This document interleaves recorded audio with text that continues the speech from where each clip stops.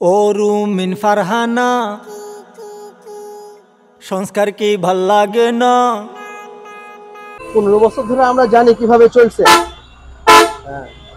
আমরা যতদূর জানলাম বা মিডিয়াতে যা দেখছি, বিগত 15 বছরে যতগুলো টাকা পাচার হয়েছে, ওই টাকাগুলো পাচার না হলে বাংলাদেশে আরো 65টা পদ্মা সেতু হতো। এখন 65টা পদ্মা সেতুর টাকা পাচার হয়ে গেছে। এখন এই অবস্থায় দেশ কিভাবে চলছে আপনারা আমাদের থেকে ভালো বলতে পারবেন, কারণ এতগুলো টাকা বাংলাদেশে নাই।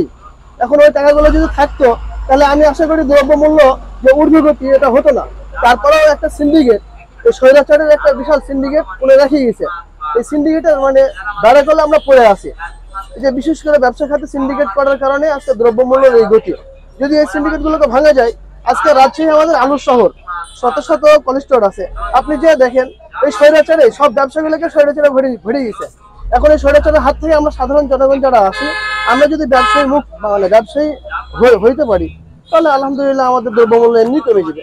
তারপরেও সামনে শীতকালীন সবজি যখন উঠবে, তুলনামূলক অনেক আমাদের আছে অনেক সবজি হয়েছে, আলহামদুলিল্লাহ দাম অনেক কমে যাবে। আশা করি অনেক কমে যাবে। এমন হবে যে ওই বস্তা নিয়ে আমাদের দেখা, চোখের দেখা, যে পাতাকপি বলেন, মূলা বলেন, এগুলো বস্তা নিয়ে চলে গেছে ঢেলেছে।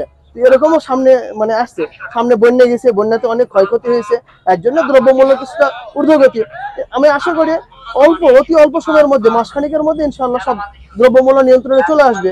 আর সরকার যদি স্বৈরাচারের মূল হোতাগুলোকে, রাঘব বোয়ালগুলোকে, যেমন রুই মাছ, কাতল মাছ, আমরা ডারকে পটির পিছনে না ছোটাছুটি করে রুই মাছ বোয়াল মাছ এগুলোকে যদি ধরার চেষ্টা করি, তো অচিরেই দেশ আমাদের নিয়ন্ত্রণে চলে আসবে ইনশাআল্লাহ।